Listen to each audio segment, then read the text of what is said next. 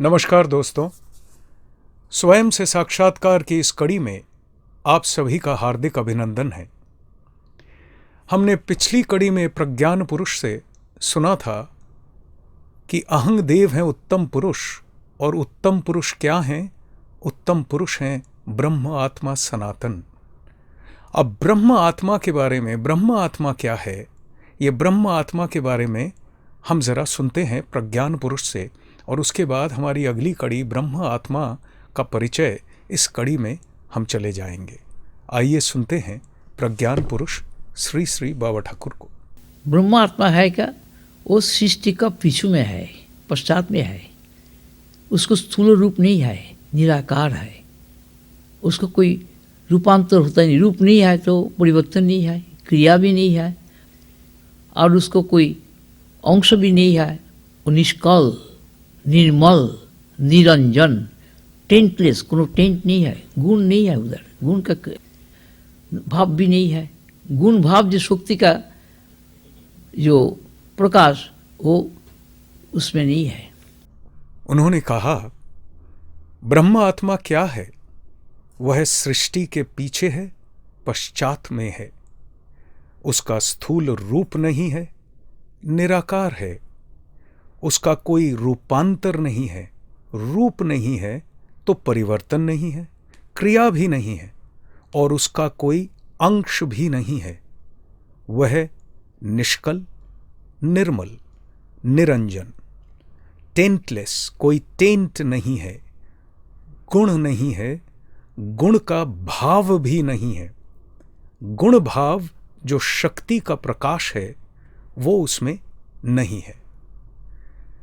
अब ये एक एक्सप्लेनेशन उन्होंने, एक कुछ बताया उन्होंने ब्रह्म आत्मा के बारे में।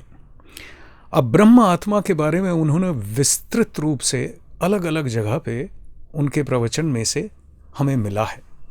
तो आइए एक प्रवचन जिसका जो शुरू हुआ था प्रवचन, उस वक़्त उन्होंने जो श्लोक पढ़े थे, वो श्लोक पढ़कर उसकी एक अर्थ व्याख्या भी उन्होंने की थी उस प्रवचन में। हम उस पे चले जाते हैं। यह है किताब बंगला में आत्मसूत्र 1, पहला भाग है। इसका 6th चैप्टर में एक प्रवचन यहाँ पे लिखा हुआ है, और इस प्रवचन का जो बिगिनिंग है वो मैं आपको पहले पढ़ के सुनाता हूँ। कह रहे हैं, ओम परिपूर्णम अनादि अनंतम अप्रमेयम अविक्रियम एकमेवाद्वयम ब्रह्म नेह नानास्ति किंचन सद्घनं चिद्घनं नित्यं आनंदघनं अक्रियम एकमेवाद्वयम ब्रह्म नेह नानास्ति किंचन प्रत्येक रसं पूर्णमनंतं सर्वतोमुखम एकमेवाद्वयम ब्रह्म नेह नानास्ति किंचन अहेयमनुपादेयम अनाधेयमनाश्रयम एकमेवाद्वयम ब्रह्म नेह नानास्ति किंचन निर्गुणं निष्कलं सूक्ष्मं निर्विकल्पं निरंजनम एकमेवाद्वयम ब्रह्म नेह नानास्ति किंचन अनिरूप्य स्वरूपं जन्मनो वाचाम गोचरम एकमेवाद्वयं ब्रह्म नेह नानास्ति किंचन सत्समृद्धं स्वतः सिद्धं शुद्धं बुद्ध मनीदृश्यम एकमेवाद्वयं ब्रह्म नेह नानास्ति किंचन निरस्तरागा विनिरस्त भोगा शांता सुदांता जतयो महंत विज्ञाय तत्वं परमेतदन्ते प्राप्ता परांग निवृत्तिम आत्मयोगात। है सारा संस्कृत में। यह ब्रह्म आत्मा के बारे में है केवल, और इसकी व्याख्या बहुत कुछ बातें इसकी व्याख्या पे जो इन्होंने प्रवचन में खुद प्रज्ञान पुरुष ने उजागर की हैं, उसको लेके हम जरा बात कर लेते हैं। एक अंडरलाइंग वर्ड है एकमेवाद्वयं ब्रह्म नेह नानास्ति किंचन, उस पे हम आएंगे। सबसे पहले हम वो जो एक वर्ड है, एक पहला वर्ड है, उसमें चाहते हैं। उसमें वो क्या कह रहे हैं? परिपूर्णम, अनादि, अनंत, अप्रमेय, अविक्रिय, अर्थात ब्रह्म जो है वो हर समय पूर्ण है। ये ब्रह्म आत्मा क्या है, उसका परिचय हो रहा है। आगे कहते हैं हर समय परफेक्ट है, एब्सोल्यूट है। इंटेलेक्चुअल नॉलेज है, सेकंड हैंड नॉलेज, जो बौद्धिक नॉलेज हम लोग अर्जन करते हैं। हमने चर्चा की है बड़े विस्तृत रूप में ज्ञानाभास, चिदाभास वाले चैप्टर में, कि ये बुद्धि से हमें जो ज्ञान मिलता है वो केवल आभासित ज्ञान है। सो इसलिए कह रहे हैं इंटेलेक्चुअल नॉलेज जो है वो सेकंड हैंड नॉलेज है, it's not the first hand original knowledge. लेकिन एक रियलाइजर नॉलेज है उनके पास हर समय फर्स्ट हैंड डायरेक्ट नॉलेज। उसका कारण क्या है? क्योंकि कारण वे आत्मबोध में प्रतिष्ठित हैं, ब्रह्म बोध में प्रतिष्ठित हैं, और उनके पास कोई द्वैत बोध, कोई दूसरा बोध है ही नहीं। आगे कहते हैं इसलिए उनके यहां लोभ, मोह, हिंसा, द्वेष मुक्त हैं वे। फिर अद्वैत है चित स्वरूप स्वयं। अद्वैत अर्थात जहां दूसरा नहीं है, नॉन डुअल। हम इसकी चर्चा कर चुके हैं। द्वैत दो हैं जहां पे, इस दो की भी चर्चा जब हमने की थी, हमने कहा था एक मैं और समथिंग एल्स जिसको लेके मैं डील कर रहा हूं। ज्ञाता ज्ञेय, ये जो बात है यहीं से हर चीज आती है।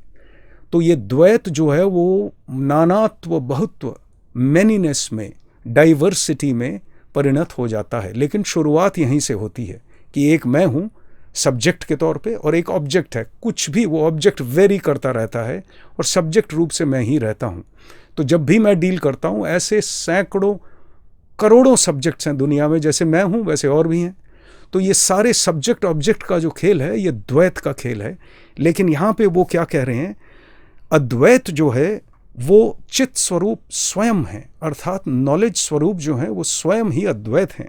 आगे कहते हैं देह, इंद्रिय, मन, प्राण हैं चित स्वरूप के वक्ष पर चिदाभास का खेल। देखिए फिर वही बात आ गई कि चित स्वरूप के वक्ष के बगैर खेल नहीं हो सकता। एक कैनवस नहीं है, हम पेंटिंग कर रहे हैं, नहीं हो सकता। एक पेपर चाहिए पेंटिंग करने के लिए, एक बैकग्राउंड हमें चाहिए ही चाहिए। सिमिलरली दिस एंटायर मैनिफेस्टेशन जो है, प्रतीत होता है कि बैकग्राउंड आकाश है, लेकिन आकाश को तो मैं ही जान रहा हूं। तो एक बैकग्राउंड जिसके ऊपर ये सारी चीज, जिसके वक्ष पर ये एंटायर यूनिवर्स प्रतिभात होता है, वो जो बैकग्राउंड है, वो उस बैकग्राउंड की चर्चा कर रहे हैं हम। ब्रह्म आत्मा क्या है, ब्रह्म आत्मा का परिचय डिस्कस कर रहे हैं। आगे कहते हैं चिदाभास के खेल में जीव मेरा मेरा करता है। चिदाभास बहुत हैं, इसलिए मेरा भी बहुत है। लेकिन चित स्वरूप एक ही हैं, इसलिए मैं है एक मैं। अब देखिए हमने पिछली कड़ी में क्या कहा था? प्रज्ञान पुरुष की वाणी अनुसार अहंग देव हैं पक्का मैं, अहंग देव हैं उत्तम पुरुष। तो ये जब अहंग देव की बात आ गई तो हम देख रहे हैं कि ब्रह्म, आत्मा, अहंग देव ये सब एक ही अद्वैत, नित्याद्वैत की स्टेट की बात हो रही है। लेकिन ये एक्सप्लेनेशन, ये अलग अलग दृष्टिकोण से जो प्रेजेंटेशन है जो उन्होंने खुद की है, वो हमको और हमारी जो समझ है उसको और ढंग से बिठा देती है, और कुछ नहीं है। इसीलिए इनको बार बार हमें सुनना पड़ता है, क्योंकि हम ही भूले हुए हैं और ये याददाश्त को हमें वापस लाना है। इस वजह से हम बारंबार इस वाणी पे वापस जाते हैं। आगे कहते हैं कि मेरा मैं इसलिए फॉल्स है। जहां मेरा आ गया उसके साथ मैं युक्त हो गया, ये फॉल्स हो गया। असल में जीव बोलकर कुछ है ही नहीं, जीव के नाम से कुछ है ही नहीं। देखिए एक बहुत छोटी सी संज्ञा उनके मुंह से सुनी है। हम कहते हैं ना जीवन, तो वो उच्चारण करने लगे जीवन जीवन जीवन जीवन न जीवन न जीवन न जीव हो गया, न जीव आ गया। जीवन जीवन जीवन जीवन करते करते न जीव पे पहुंच गए। मैं जीव नहीं हूं। ये जो जीवन है ये उल्टे तौर पे मैं देखता हूं, अपने आप को जीव समझ के चलता हूं, लेकिन मैं जीव नहीं हूं। न जीव तुम जीव नहीं हो, तुम शिव हो। तो ये बात बताने के लिए देखिए, एक बहुत छोटी सी चीज़ है। जीवन शब्द का इस्तेमाल हम लोग हमेशा करते हैं, लेकिन इसका अर्थबोध कैसे उनके अंदर उजागर हुआ? क्योंकि वो ऐसी अवस्था में प्रतिष्ठित हैं जो न जीव की अवस्था है। हम सोच भी नहीं सकते हैं इस बात को। तो ये न जीव की अवस्था में प्रतिष्ठित इंसान का जब तक आविर्भाव नहीं होगा या उनकी उद्गत वाणी हम नहीं सुन पाएंगे, तो मुझे कभी नहीं पता चलेगा कि मैं ये जीवन जो जी रहा हूं जीव के तौर पे, ये असल में मैं जीव नहीं हूं। आगे कहते हैं, जो कुछ है वो शिव ही हैं। अपनी ओर इशारा करते हुए कहते हैं, इसकी बात लोगों को लेने में बड़ी तकलीफ होती है। कोई ले नहीं सकता है, क्योंकि इसका कोई लिखाई पढ़ाई नहीं है, कोई खिताब नहीं है इसके पास, कोई आश्रम नहीं है, कोई संघ नहीं है। एक संघ बनता है ना, एक संघ बना के, एक फेडरेशन टाइप बना के, हर एक प्रतिष्ठान को बनाना पड़ता है किसी भी चीज़ को चलाने के लिए। इसका तो ये सब कुछ नहीं है। अपनी ओर इशारा करते हुए कहते थे, क्योंकि वाकई उनका कुछ नहीं था। जो इंसान के मुंह से ये बात निकली है कि न मेरा कोई गुरु है, न मेरा कोई शिष्य है। पूछा गया कैसे? कहने लगे, मैंने अपने से बड़ा किसी को नहीं पाया तो गुरु नहीं बना सका, अपने से छोटा किसी को नहीं पाया तो शिष्य नहीं बना सका। तो जिसका कोई गुरु नहीं, जिसका कोई शिष्य नहीं, सारे जगत को मैंने अपने समान पाया, बिल्कुल अपने जैसा पाया, तो मैं किसको गुरु बनाऊं, मैं किसको शिष्य बनाऊं, मैं आश्रम बनाऊं किस लिए? ये जगत ही मेरा आश्रम है। आश्रम के बारे में एक उन्होंने बड़ी अच्छी संज्ञा दी है।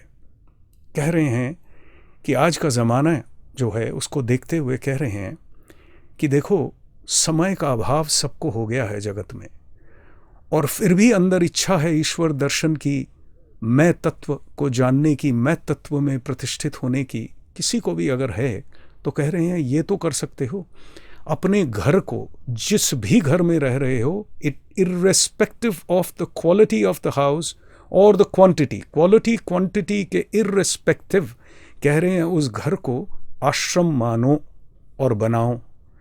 अपने देह को मंदिर बनाओ, अपने मन को पुजारी बनाओ, और अपने अंतरात्मा जो तुम्हारे अंदर पक्का मैं मौजूद है उसको विग्रह बनाओ। मंदिर का जो पुजारी होता है उसकी नज़र हमेशा रहती है विग्रह की ओर। जो अंदर मूर्ति स्थापित है मंदिर में, उसकी ओर उसकी नज़र रहती है। और मंदिर को हम लोग कोशिश करते हैं साफ सुथरा अच्छा रखने की। वहाँ जाके हमारे मनोभाव इत्यादि को भी हम कोशिश करते हैं ध्यान जाप करने की। और आश्रम जो है उसको हम साफ सुथरा बहुत बढ़िया तरीके से पेड़ पौधे लगा के ठीक रखते हैं। अगर आपने घर को आश्रम बना लिया, देह को मंदिर बना लिया, मन को पुजारी बना लिया, और दृष्टि मन की डाल दी केवल उस विग्रह की तरफ जो आपके अंदर का पक्का मैं है, फिर आपको किस आश्रम की ज़रूरत है, किस तीर्थ की ज़रूरत है, क्या ज़रूरत रह गई? देखिए कैसी संज्ञा दी है। युग उपयोगी तौर पे सत्य की वाणी प्रेजेंट करने के लिए आए हैं। कोई आश्रम नहीं, कोई कुछ नहीं, क्योंकि अगर आश्रम प्रतिष्ठित होता तो all divine for all time as it is, जिन वानियों पे हम चर्चा कर चुके हैं, ये वाणी उनके अंदर से उद्गत न होती तो कथनी और करनी में फ़र्क आ जाता, जो कभी भी नहीं आया। हमारा फिर से समय समाप्त हो चला है। हम इस कड़ी को जारी रखेंगे, ब्रह्म आत्मा का परिचय, हमारे अगले एपिसोड में। आइए सुनते हैं प्रज्ञान पुरुष श्री श्री बाबा ठाकुर का एक उद्गत भजन।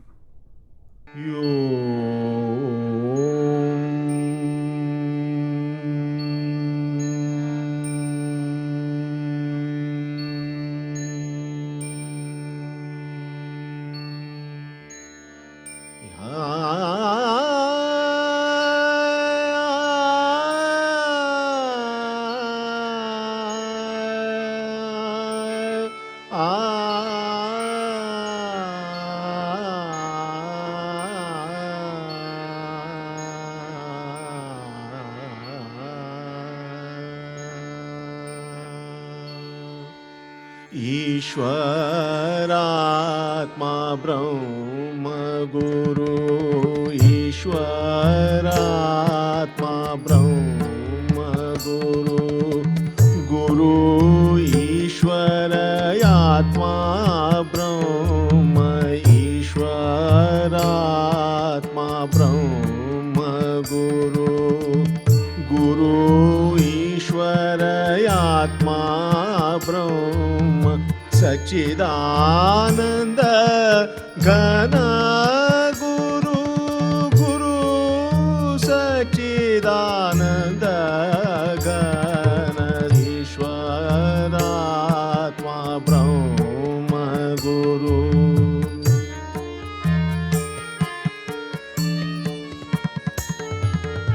नित्य शुद्ध निराभास निराकार निरंजन नित्य बोध चिदानंद गुरु ब्रह्म सनातन स्वतत्व गुरु तत्व गुरु तत्व स्वतत्व परम गुरु ज्ञान आत्मा ज्ञान आत्मा ज्ञान गुरु स्वयं ईश्वरात्मा ब्रह्म गुरु गुरु ईश्वर आत्मा ब्रह्म ईश्वरात्मा ब्रह्म गुरु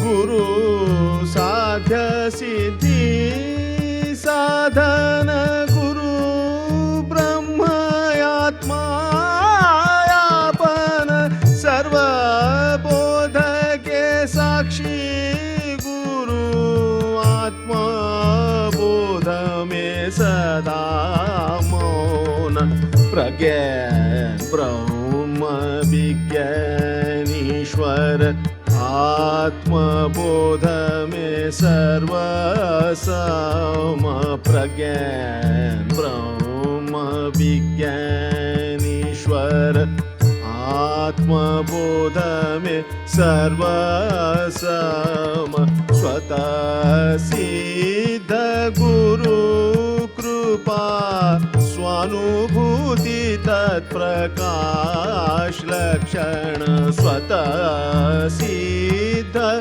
गुरु कृपा स्वानुभूति तत्प्रकाश लक्षण ईश्वरात्मा ब्रह्म गुरु गुरु ईश्वर आत्मा ब्रह्म ईश्वरात्मा ब्रह्म गुरु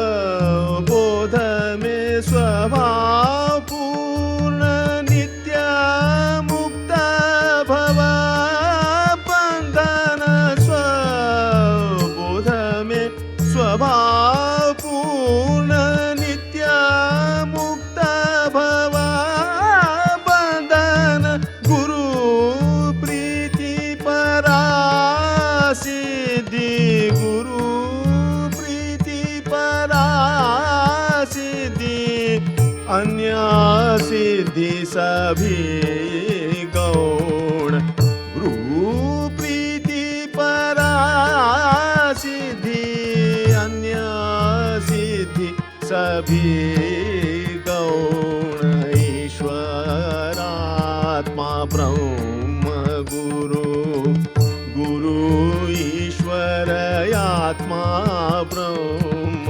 सच्चिदानंद घन गुरु गुरु सच्चिदानंद घन ईश्वरात्मा ब्रह्म गुरु ईश्वर आत्मा ब्रह्म